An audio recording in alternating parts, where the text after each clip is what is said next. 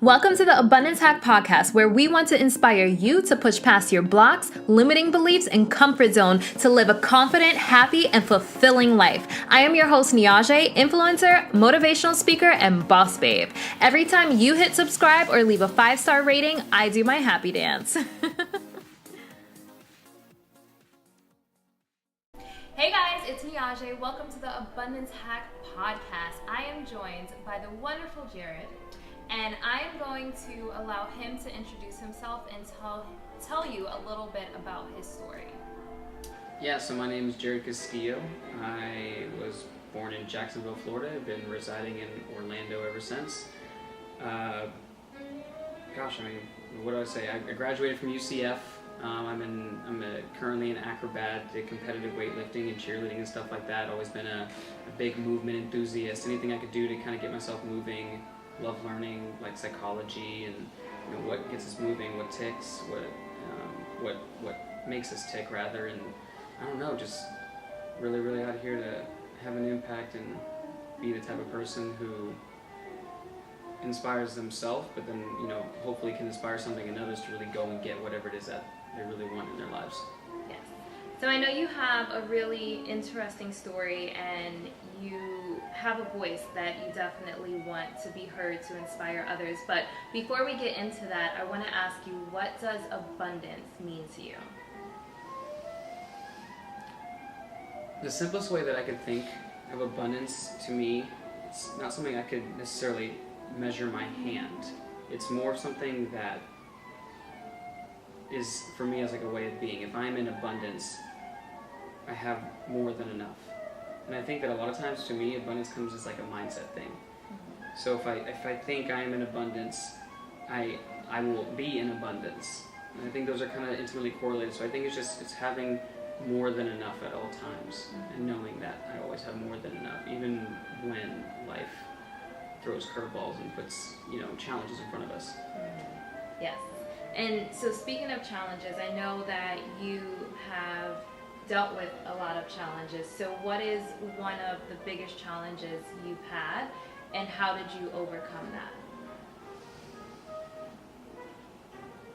I would say the biggest challenge, and it's always an ongoing process. It's both a challenge but also very rewarding, is the idea of coming into awareness of me being this higher being that is multifaceted and has all these different layers. And with that, kind of coming into this awareness, the biggest challenge was the depression and anxiety that came around not having what I kind of identify as like having like a coach or mentor or guide that could have said like, hey, by the way, up here on the next right, there is going to be a pothole in the ground, and you should probably watch out because those are going to be some doozies. So definitely in that realm of just life showing up and not really having that guidance or someone to kind of give little pointers. Yeah. And so for someone who doesn't have a mentor or a guide, what are some things you can recommend to get through difficult times? Well, for one, go get one. I mean, first step, go get one. Yeah. And that's just simply from the mindset of like wisdom. To me, what wisdom is there's intellect. There's like I can go and I can read a book and I can learn about something, and then there's I have gone through something. Mm-hmm. I've experienced something in my life. So when we go to somebody who has that experience or who has been through something that perhaps when you want to go, like if I want to start a business, I can reinvent the wheel, or I could just go learn from somebody who's already done it and been very successful at it. So get a mentor, read books, as simple as it sounds, like definitely reading books or audiobooks or whatever appeals, find whatever that is for you and just be a lifelong learner with a growth mindset. And then one of the ones I learned is really important is getting some friends or someone to be there and kind of encourage you. I don't think that this is like a journey you should ever go out alone, whatever that is. Mm-hmm. Finding a group, maybe it's one person, maybe it's 3 people, but just, as I call them, accountability buddies. Mm-hmm. I like that. Mm-hmm. I like that. What's one of the most powerful books you've read? Ooh, there's so many. The one that popped in my head was the Celestine Prophecy. Have you ever heard of it? I've heard of it, but I have not read it. So it's, I believe it's James Redfield. And it was interesting. Kind of like, can I talk about the book a little bit? Sure. And this is mostly just how it's relevant. So the book was actually recommended to me from a friend's father. We had just hosted a workshop, and he's like, he was listening to me kind of where I was at in my journey, which is really interesting. He's like this Reiki master, you know, their energy healing and stuff like that. And he was listening to me very intently, and he was like, "You should read this book." Now, I get book recommendations all the time, and I have at least 30 books sitting on my shelf that have not been read. So, you know, it's, in my mind, it's like, all right, good, another book, and I'll remember, you know, to check it out at some point. And some time had passed before it actually ended up coming up again in just like the most random way. And my buddy had mentioned that he was reading that book that his father recommended, but he hadn't actually read it himself, and he said that he'd read it, and it was like blowing his mind. He's like, "Dude, you gotta check it out." And I said, "Okay, I'll read the book." And the first thing it talks about in this book is about synchronicities and coincidences, and that there really is no such thing as coincidences, and that there is some kind of alignment. And if we keep acting, or rather if we keep ignoring them, eventually that whisper becomes a shout. So that book definitely was one of those that just really expanded my awareness and was like, all right, there's a lot more going on than I thought there was, and has been like really pivotal in my growth. So for someone who doesn't understand what alignment is, I know I speak a little bit about it, but how would you explain alignment?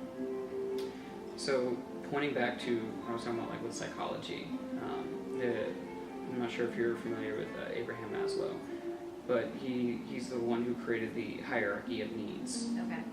And he basically, the concept is at a certain point you get to the tip and you would, so to speak, be in self-actualization. And the way that I was taught from one of my mentors and professors was that essentially what self-actualization was, or what alignment is when your ideal self is matched with your current self. When there's no separation, but there really is just this alignment. It's one. It's unified. Yes. Yes. So how far or close are you on that journey, personally? I'm gonna say that there's multiple ways that this could go. One of them is that we're already always where we should be, which is we're always in alignment with where we should be, and it can be really easy to be in a state of, well, I'm not there, and that's big in like what I've noticed in like social media. You see somebody who's like doing something that you really want to do, you're like, I'm not there, and then that's like very disheartening. But it's like, that's not your journey. So like one of them is like, be where you're at and understand that you're always there, but then in my opinion, I'm not sure if that's one of those things where it's a final destination. It's an ongoing journey and process. I think that's one that doesn't really just, it's not finite. I think it just keeps going. Once I've achieved, so to speak, some level, it's like, all right, like, great, that was awesome. Now, like, what's the next thing? Otherwise, you know, comfortability settles in, at least for what I've noticed, comfortability settled in, which led to stagnation, and, you know, we talk about, like, saying that if water is still, it's not good. Like, for water to go still, like, running water is important, so same thing, is always growing. There's never, like, this just final end point. Yeah. Yes. So I say a lot of that in my messaging. Yeah. So it's really good to hear someone else, and you're so young. Mm-hmm. So do you want to tell them how old you are? I'm 12. No, I just turned 23. Yeah. So much wisdom at such a young age. What would you say contributed to that? I mean, a lot of things I mentioned before. Books. I think that a lot of it, definitely, I'm very grateful that I had a good support system for my family. My dad in particular, he's just really, really, really intelligent guy. He made a lot of wisdom to me. But honestly, I think that outside of that, because my dad's been one of the biggest impacts, I've actually almost always found myself attracted and gravitating towards people who are older than me. And I think just the byproduct that, whether it's consciously or unconsciously, I was around wisdom. I was around, people who were doing things that I was perhaps maybe not aware of at that certain point in time.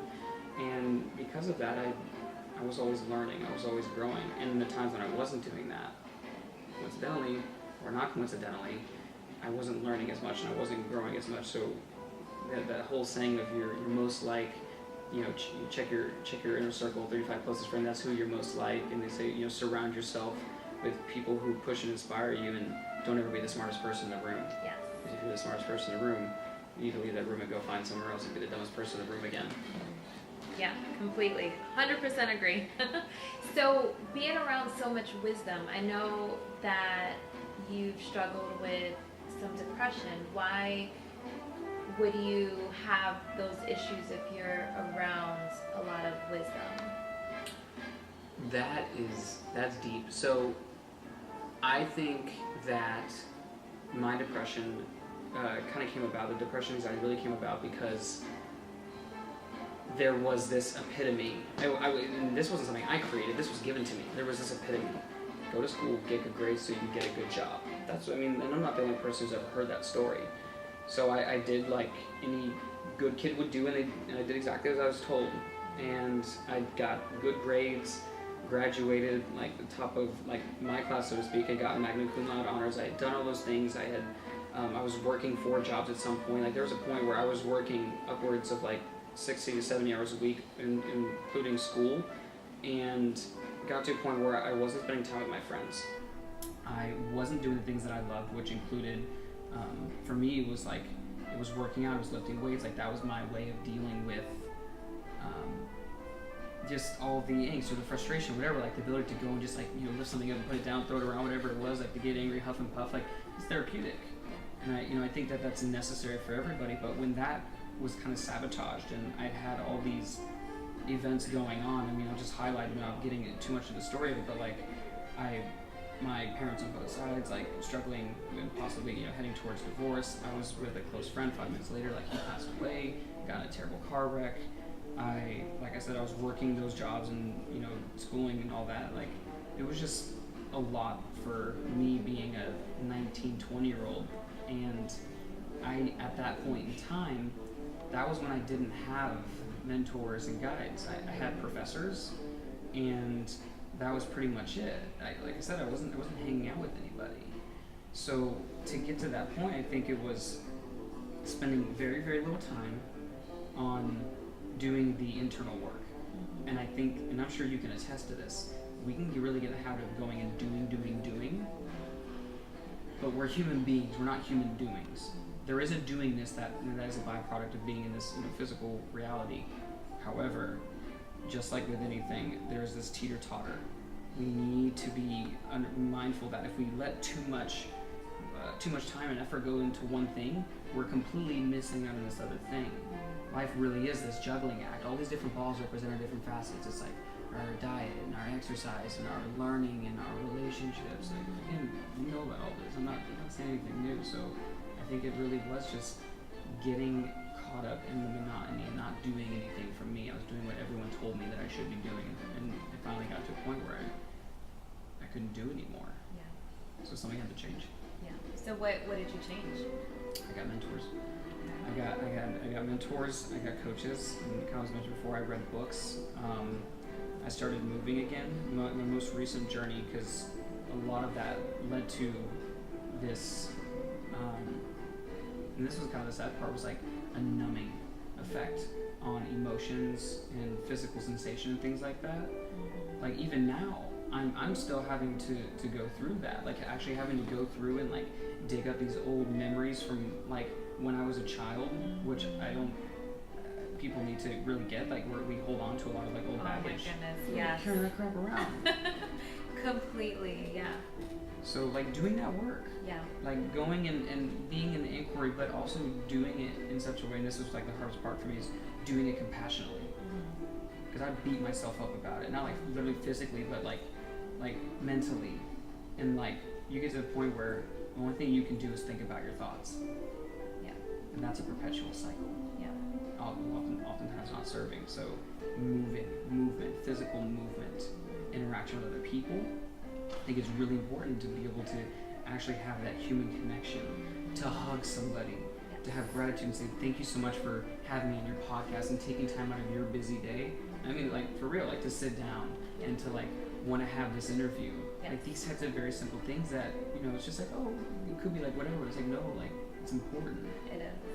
And I feel like we are lacking that connection, and people are experiencing voids and they're numbing it, like you said. They're numbing it with, you know, drugs, alcohol, sex, like CBD oil, like all types of things to numb the feeling, because there isn't as much interaction and connection as there used to be. Like, everything is social media, and friends think that checking on your friend on social media by liking their post is supporting them. But it's like, you need to feel that connection.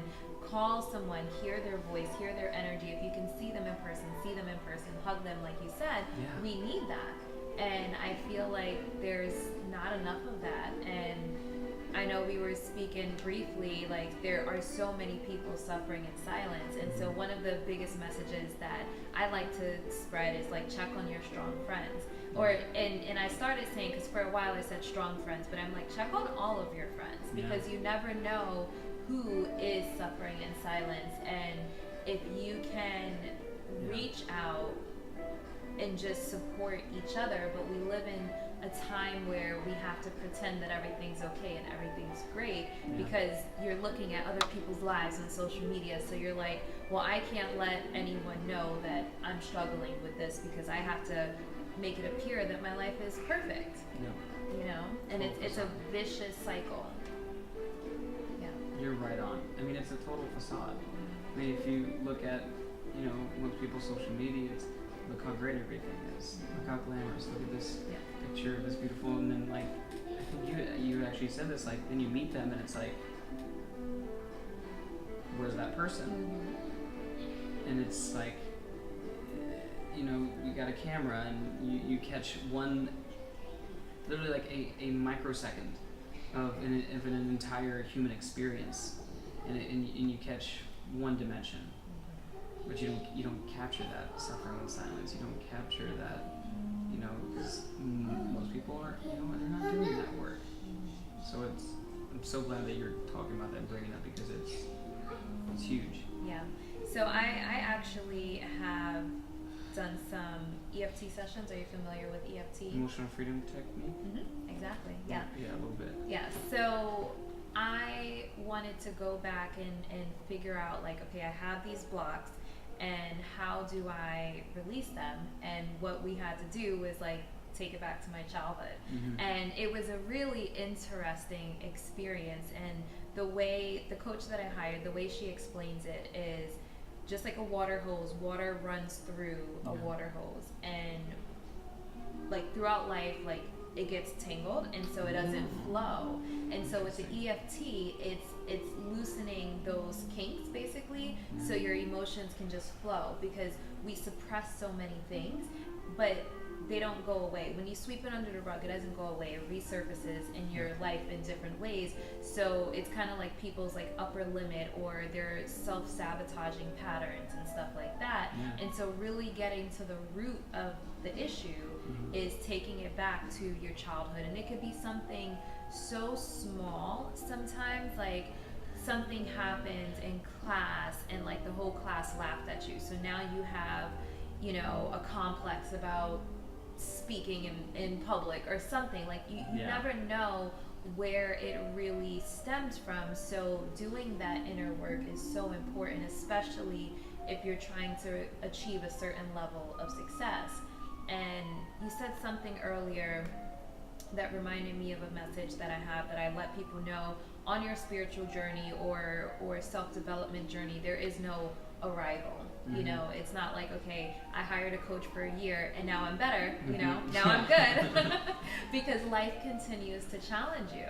And so it's continuous work. It's making that commitment every single day. I'm going to commit to being the best version of myself. I'm going to choose happiness. I'm going to choose joy. So. And it perfectly describes it. It's an ongoing journey. As soon as you think, like, oh, I've gotten over this hump, call it whatever you like, call it God, call it universe, call it whatever you want, Buddha, Allah, whatever that is for you. Like, next thing you know, it's like, oh, curveball, you know, surprise. Yeah. Here's something else. Yeah. And even like some of those things, at least what I found is, it's not even sometimes as simple as just addressing this one thing. Like, it can be like intimately connected to something else, and it's like this spider web. Yeah. And you're gonna have to deal with it at some point. And it's like, as you pointed out as well, like, it's really easy to go and numb it and to act like it's to go and to do these things to a compulsive and obsessive degree, such as drugs, alcohol, partying, pornography, food, like whatever it is. Whatever it is. Like, and we can say that even, like, for example, like workaholics. You know, not everyone. Again, not everyone. Like, some people are just like real foodies, and some people just, you know, whatever it is, right? But I think that there does become a certain point where you have to start to ask, like, is this covering something? Like, do I have the ability to stop for a second? Yeah. Am I actually in control, or have any kind of cognizance and mindfulness of what it is that I'm doing? I mean, that's something that we have to ask ourselves. That's not really something that someone can answer for you. Like, I can't tell you whether or not you're doing it. Like, I might be able to observe it as a friend and say, hey, you know, I noticed this thing. And if you are one of those friends and you have noticed something like that with one of your friends, if there is some kind of like compulsive or behavior or like withdrawal or something like that, maybe ask the question, maybe be with them and let them know that you care about them. Yeah. It's important that you hold space for friends and family and loved ones to be able to come to you, because I think that these days not everyone is willing to open up. So if there is someone that is dealing with depression or anxiety or any type of pain, what are some tips that you recommend to help them? People often say motivation doesn't last. Well, neither does bathing. That's why we recommend it daily. Zig Ziglar. Living a fulfilling and happy life takes conscious effort. Join Abundance Hack Members Club to receive motivational videos, affirmation recordings, and guided meditations for you to maintain a positive mindset and high vibrations. Head over to abundancehack.com for more information. Now back to the show. So there's multiple avenues you can go. One is obviously professional help. I do know that some people are not comfortable with that, and this is just from personal experience. Like, I've worked with people who are just not comfortable with that. Like, they don't want to sit down with some complete stranger and, you know, talk about their feelings and stuff like that. So that's one way. One way is you can go and get professional help. Another is like doing the work around like reading books, and that's not enough, by the way. I've made that mistake of like going and reading a bunch of books and being like, okay, I did it, I did what I was supposed to do, but it's like, no. Like, you need to read, you need to learn, you need to take, apply, integrate, create a plan for how you're going to be able to go and apply that plan, and then assess what worked, what didn't, things like that. Definitely, as always, talking about it, being able to have it be heard. But I think also, and this is kind of one of like I think is a skill that it's like a muscle that needs to be developed, is becoming very mindful that we are not our thoughts. So I think that if we're mindful that, thinking can be helpful, but if the only thing that we can do is think about thoughts, you get on this hamster wheel, and it can be very, very difficult to get off. So being able to disrupt whatever behavior or pattern that's occurring, sometimes it's like you gotta go and be somewhere else, or it's like I need to go longer, I need to go run, or I need to scream, or I need to punch a pillow, whatever that is for that person. Like, finding a way to disrupt a behavior or a pattern. Something that I actually really enjoy and I've been taking on a lot lately is cold showers. Yes. Cold showers have been a big one in my journey. Yeah. Because a lot of times we can create like inertia, like talk about like sleep inertia and things like that. Like, we just get like very very lethargic or tired. it'll wake you right up in the chakra system. It'll decrease inflammation. Like there's all this beautiful science behind cold showers and that exposure. Yeah, there's a guy, I cannot Wim remember. Hof. Yes, Wim Hof. So I just discovered him like a week ago, and That's this crazy. is like a whole thing. Yeah. It's a whole thing. I don't know if it's a thing that I will try, but I've heard it being really effective for a lot of people. Massively. It was for me. It was because at first I was like, I like warm showers. There will be none of that. But then I did it, and ever since then I haven't gone back. It's been great, man. Wim Hof, man. From my understanding, he climbed Everest in shorts and no t-shirt. No, I don't like being cold, so I don't know that I would try that. But I'm sure there's other methods that that would work better for me than taking cold showers. But I think that for someone that doesn't mind being cold, they should definitely try it. I think even if you don't like being cold, those are especially the people who should do it. Because it sounds like a challenge. It's exactly. That's the point, right? It pushes you out of your comfort zone. That's where all, great, I'm not telling anybody anything new here. Like, that's where all great growth occurs and stuff like that. But, it's not comfortable. And it doesn't necessarily get easier. I've done it in, like, pretty cold. Like, I've gotten out to, like, 20 or 30 degrees. It's cold. But, I'll tell you this. In that exact moment, and in those moments, I'm not worried about whatever financial stress I have. I'm not worried about whatever maybe was going on upstairs. I'm not worried about any kind of pain I got anywhere else. I'm not worried about what's happening. No, like I'm more present than I can possibly be. All I can think about is what my experience is in that very moment. Like, oh wow, like it's hard to breathe right now, but damn, do I feel alive. Wow. Do you meditate? I do. I've gone almost just about daily. So that experience, taking a cold shower or dipping in some type of cold water versus meditating, how would you compare the two? Completely different. Because meditating is trying to be present and fully present in that moment, tapping into that moment. So whether or not this is completely accurate or not, I think that like one is really, really, really, generally speaking, centered on going in. So like meditation, I imagine, is like kind of going in and creating that inner stillness, versus like the cold showers is one where I have to first go out and conquer my like external, like, oh snap, and then it can also lead to this like very transcendent internal experience. But both, in my opinion, are highly effective. Like my morning routine consists of getting up, drinking water, hydrating, because we lose over a pound of water when we sleep and stuff like that. Cold shower wakes me right up, going to meditation, and then yoga. Very cool. Very cool.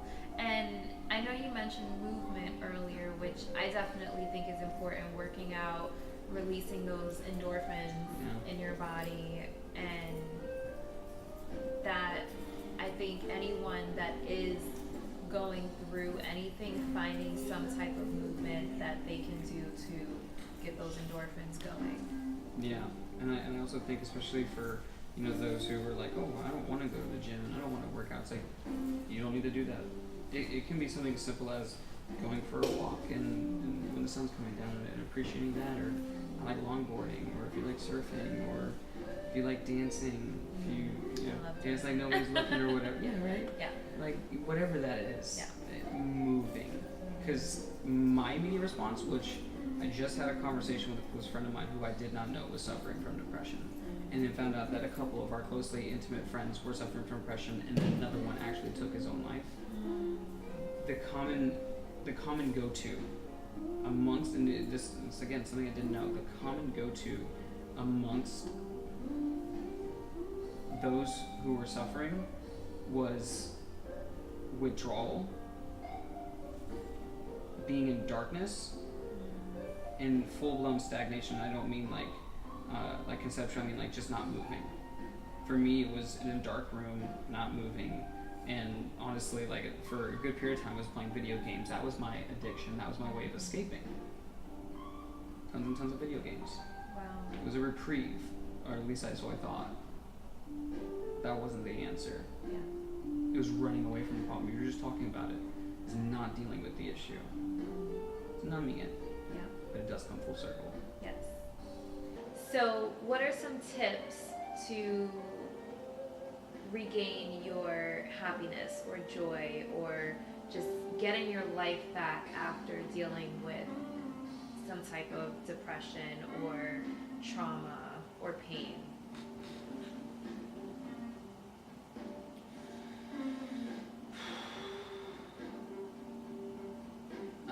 Right now I'm like trying to like order in my head and like which one comes first and things like that, but I really do think that is, well, I mean, first step with anything, I think we talk about any kind of like transformation, the first step is awareness. And you have to know that something is off before you can do anything about it. Yeah.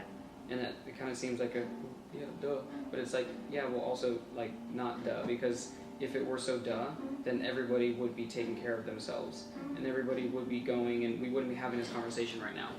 Like, you know, like awareness, first thing is awareness, like we need to know, and I would say actually it's like once I know, it's probably to speak it, to say I don't feel good right now, or like I don't feel right, my head is saying things, I really don't like what it's saying, or whatever it is like to get that out there. I've found that journaling has been helpful, and whether that is you know, actually physically writing it down, whatever it is that I'm experiencing, or I personally like doing videos. Sometimes like just being able to just like look at myself and have that be heard, if it's looking in the mirror, whatever that is having that being spoken into existence, because not saying anything about it, I mean, if, you know, there's the physical of like actually literally not saying anything about it and keeping it to yourself, but if you want to go to like an energetic level, like you'll block your chakra, like you'll block your throat chakra, and then, you know, like that just creates energetic imbalances and things like that. So it really is having it be heard. Get it out of here, get it into here. Move it. It needs to move. Energy is free flowing, right? It's always moving. So having it being spoken to existence, again, I would say that it's probably you need to tell somebody how you're really feeling. Yeah. Somebody you know, love, and trust though.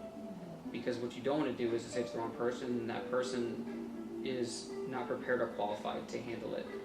Because I've heard about somebody telling somebody and that person did not handle it well.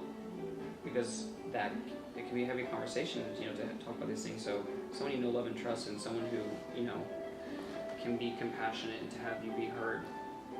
And then, and this is interesting, I learned this from someone at the New Media Summit, which is where we met. His name is Corey Poirier, I think his last name is pronounced. He said something along the lines of, oftentimes the things that we need to do the most are the things that go first. And that was in the context of the things that we need to do in terms of what we should be doing, but we get rid of those when some kind of stress or trial or tribulation come. So for example, if I'm like really good about doing my morning routine and stuff like that, but then I just had a rough patch in my life, the first thing that I'm thinking of doing, or almost like, I wouldn't even say instinctually, but like almost immediate response is withdrawal. Like, I'm just, woe is me, like I'm gonna play like the victim role or whatever, like cut off the practices that I know that I should be doing, as opposed to like getting up when I know it really sucks and saying, okay, I need to throw my butt into a cold shower, or whatever it is to shake that off. Yeah. So, you know, implementing some kind of practice, something that can actually challenge you, you can start to see growth, because if we can do something and start to see, like, even if it's like little bits of incremental growth that can make us feel good, you know, read books about the topics, and you know, ultimately, again, I'll always come back to it. One of the things I always say above everything else is like, for me, it was just movement, need to move. Yeah. What makes you happy? A lot of things. I love to travel. I love being able to connect with people and have like deep conversations. I want to say that the thing that has like really like filled my spirit and like my being has been being able to be a contribution to someone else. And it doesn't always look the same, Sometimes it's simple as just listening to them and not having anything to say about it, which has been a big part of my journey recently. Sometimes it is giving advice, or sometimes it's directing them to somebody who might potentially have the answer they need. It might not be in my court, and that's okay. That's something I learned recently. I don't have to have the answers, but somebody will. Yeah. Like when Steve Olsher said, like, you are the solution to someone else's problem. It's perfect. So I want to definitely say, like, contribution, interacting with others, eating good food, right? I'm a huge foodie. I love food. Honestly, I've yet to meet the person who's just like, screw food. But when I meet that person, I'm gonna just be like intrigued, like, all right, you're gonna have to walk me down that one, because I really don't get it. And I see you have your crystal on. Is that a selenite? Look at you. I love my crystals. I went to Sedona, Arizona. Oh, I love Sedona. Oh my goodness. Did you go to a vortex? A vortex? What's that? You went to Sedona and you didn't go to one of the vortex sites. So there's certain sites around Sedona that's supposed to have like a higher frequency, like energy fields. Yeah. I may have coincidentally been to one, but I did not consciously like make an effort. I was riding along with friends in an RV, so like it would have been something that we'd have accidentally stumbled upon, but no, enlighten me. Yeah, there's different fields. They say that it's like one of the highest energy fields like in the world or something like that. And so yeah, I actually took a hike, so I'll have to edit in the photo for those who are tuning in to the video. But I went on a hike and there was like this hole basically in a rock, and I climbed up and like sat in it and like meditated, and it was just amazing. Like so I know when I first got to Sedona, I was like trying too hard, like to have like some type of spiritual awakening. I'm like, where is it? Where is the energy? Like, come to me. And then I just was like, you know what? Let me just enjoy my trip and just like relax. And literally, I had so many aha moments, like just leaving from there. So when you're not trying to like force it, you know, and you just exactly release the resistance and just like let it flow, like it just. But Sedona's a very magical place. Everyone says that. That's like the phrase that people use. Sedona is magical. Yeah. Kind of like Joshua Tree. I don't know if you've ever been to Joshua Tree. Joshua Tree, California. It's gorgeous. I like climbing stuff. Total monkey. Ever since I was a kid, I was a monkey. And they have just like massive stacks of like free rocks. I mean, like, it seems like you're just like 6 or 7 stories high, just like climbing free rocks and stuff. Super dangerous, but super fun. But energy vortex for sure. Yeah. It's amazing. It's amazing. Okay, so one final tip to living an abundant life.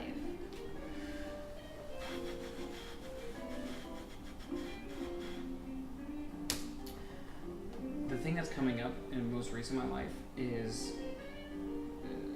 this is like it takes more belief, but it's trust, and knowing that as James, I was going to say James Redfield, it's not James Redfield, Stephen Pressfield. I don't know if you ever read the book The War of Art. No. Not The Art of War, not to be confused. The War of Art. His entire book is basically talking about resistance, and I'm sure as you know, like, when we have resistance, the whole idea that which we resist persists, right?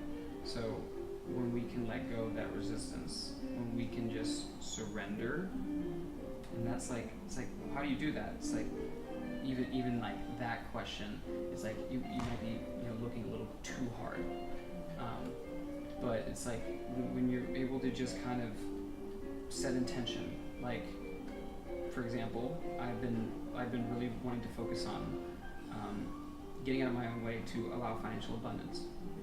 Like being able to acknowledge that I have value and I can totally, absolutely serve people. But I was like getting in my own way. It's like, come on, like, why is this happening? It should be happening right now. why is it not happening right now? I've been doing my intention, I've been doing yoga, I've been doing all these things. Why is it not happening? Once I was able to just say, this is my intention. My intention is, to create this financial abundance and to know that it will come to me as it's supposed to. And the one thing I'm going to do is to continue showing up and just being in the space of hearing how I can be of service to people. And within 24 to 48 hours, financial abundance showed up. So I think it really is trusting and surrendering. My intention for the year was trust, surrender, and release. I love that. And love. Aw.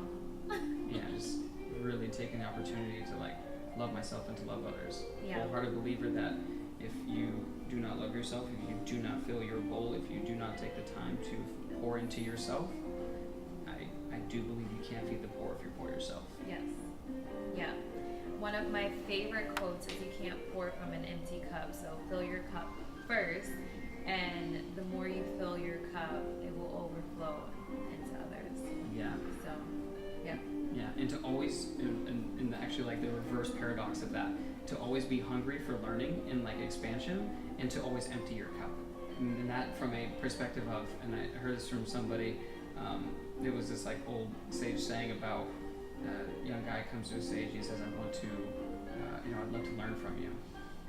And so the sage, goes on to like share something with him, and as soon as he goes to say something, the young guy's like, oh yeah, no, I've heard this before, I've learned all this or whatever, and he goes to talk again, and young boy cuts in again, and then he goes silent. The sage goes silent, and he says nothing. And the boy's like, well, why aren't you saying anything? He's just like, your cup's already full. I can't teach you anything. You are not coachable. You're not teachable. So in the opposite paradoxical respect, in kind of a different context, you empty our cups. Very powerful. Very powerful. There's always more to learn. There's always more. Yeah.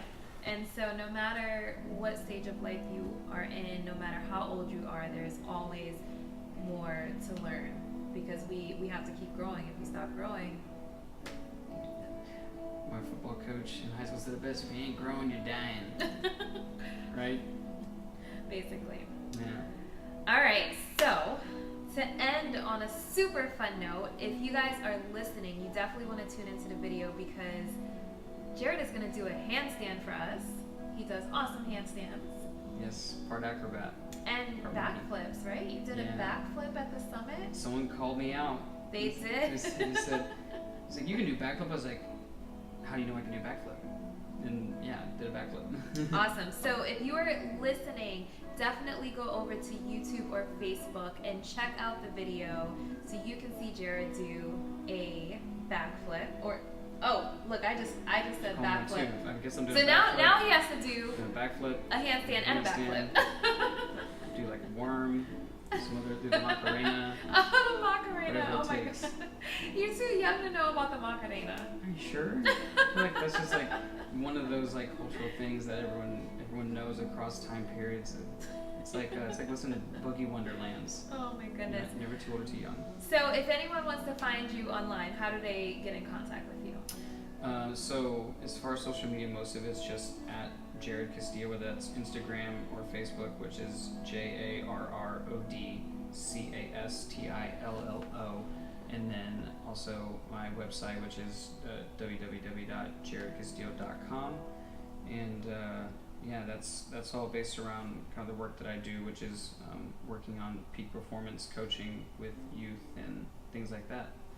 Awesome. So I will definitely put his social media tags and website in the show tags, and definitely look him up. He is wise beyond his years, and I think that it's really important that people have a role model, and just keep spreading that message to cultivate deeper connections and really check in and not just numb whatever you're feeling, and reach out to people in your life, because we need support, we need connection, and we need to share our voice. So thank you so much for coming on. Thank you, and thank you for sharing your voice. Thank you for creating this space, creating this platform, and know you're gonna help an innumerable amount of people. Thank you so much. Thank you. All right, guys, that is it for this episode. Definitely check out the video, and until next time, love and light. Thank you for listening to the Abundance Hack Podcast. Don't forget to leave comments and questions. Remember, every time you subscribe or leave a 5-star rating, I do my happy dance.